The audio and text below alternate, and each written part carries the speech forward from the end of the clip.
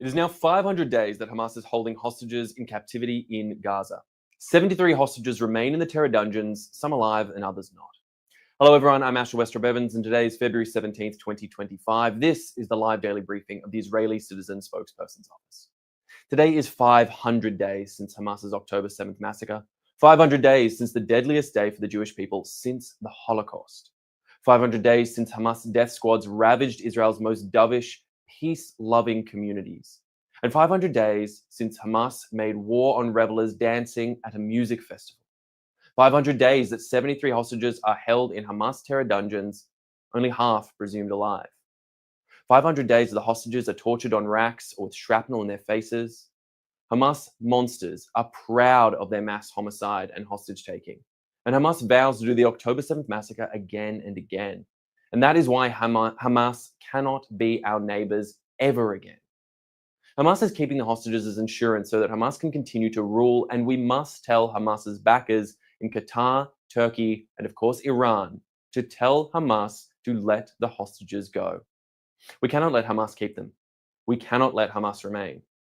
And Israel's Prime Minister Benjamin Netanyahu just said, "We will eliminate Hamas's military capability and its political rule in Gaza, and will bring our hostages home, and will ensure that Gaza never again poses a threat to Israel." Hamas cannot rule in Gaza. Our hostages must come home, and Gaza must not threaten us again. Now, the US just sent a powerful message to those trying to destroy Israel. The message is that the United States will back Israel in its self-defense against the likes of Hezbollah and Iran. The message was delivered in the form of 1,800 heavy bombs for Israel, and a ship carrying these 2,000-pound bombs docked, was unloaded into trucks, and took the bombs to Israel's air bases. These are the kind of bombs that Hezbollah's leadership in Lebanon was struck by when the IDF targeted them. These are the kinds of bombs that can threaten Iran's weapons programs. And the shipment of bombs was held up, but released by the current US administration. Israel is fighting a 7-front war against the Iranian regime and its many proxies in the region. And Iran wants to light the Middle East on fire and watch it burn. So when the US and Israel project strength, it is actually a way to make the whole world safer. All right, let's take some questions from our audience watching live on social media. Thank you, Asher. Our first question comes from Instagram. We're hearing reports that Israel is pulling out of Lebanon. Does this mean that Hezbollah has been defeated? Yes, in accordance with the ceasefire agreement that Israel had in place with Hezbollah, Israel is due to pull out, and they've said that the IDF have said they will do so tomorrow. That being said, the IDF will retain certain strategic positions in the region in order to ensure that the safety and security of northern Israel is maintained.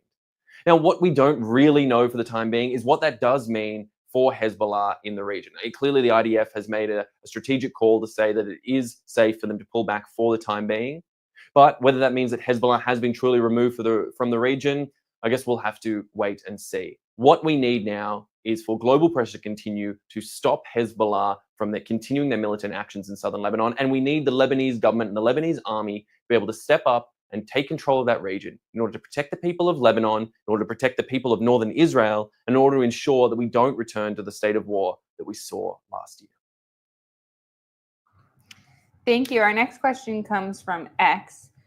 We're hearing reports from Steve Witkoff from the US that phase 2 of the hostage deal will definitively happen. Is this true? And do we know if anything has been negotiated as of now?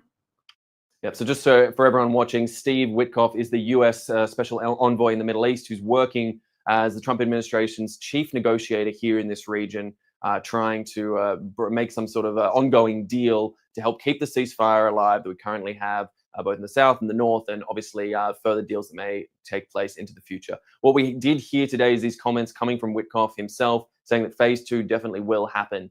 And while that is a strong principle and it shows the support of the US for Israel in these ongoing ceasefire negotiations and the hope that we will all have here of getting all the hostages back into phase 2, for the time being, details remain scant. We don't really know whether Hamas is coming to the table in any fair and honest way. And we've seen in the past, just last Saturday, Hamas attempted to pull out of the deal, threatening not to release the hostages, which they ultimately caved on in the wake of so much pressure from the US administration, from Israel, from its other backers around the world. And so it's a clear sign that that sort of pressure is critical now more so than ever, to keep on Hamas, to make sure that they know that they have to release these hostages, or as has been said in the past, all hell will break out. And that is a lose-lose situation for absolutely everyone. Thank you. Our next question comes from Debbie on Instagram. Could you please speak about Hamas or other terrorist groups in Judea and Samaria and what Israel can do to help eradicate them? So the threat of Hamas and other terrorist and militant organizations all across the 7 fronts that we've spoken about so many times in the past is absolutely real and there.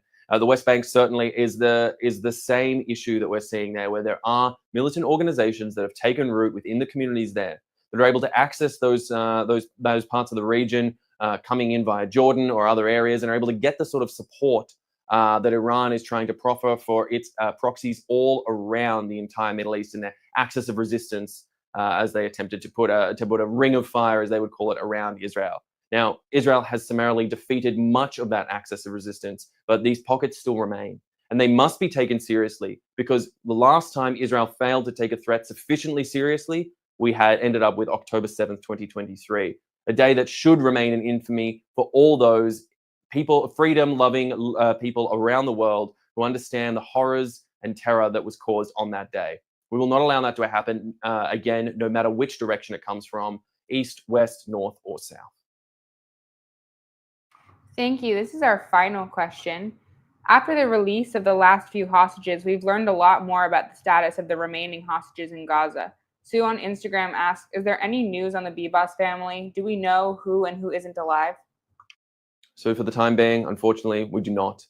Yes, we have had a steady drip feed of information, most notably coming from released hostages who are able to report on what they see, who they saw, when they saw them, and give that those little slivers of information to their families, loved ones, and to the country as a whole, to inform them of where people may or may not be, whether they'll be alive, dead, or what state they may be in. But really, again, as we've called it before, it really is a sort of sick waiting game that we're all forced to play here, while Hamas have their disgusting little ceremonies that you see time and again, where they parade their troops suddenly back in full uniform after having spent well over a year hiding in civilian clothing behind their own people, and of course behind the hostages they took on October 7th. You know, these sort of actions from Hamas are to be expected, but as it stands right now, we have a real dearth of information, a real lack of true concrete understanding of where everyone is, where the remaining hostages are, what state they were in, and how we will get them back, and for some even when we would get them back. This is what we're continuing to fight for, and this is the pressure that must be kept up on Hamas, and this is why this time is so critical. All right, that is all we have time for today. I want to thank you so much for tuning in. We'll be back tomorrow at 3 p.m. Israel time. That's 8 a.m. on the East Coast. I'm Asher Westrop Evans. Thanks for watching.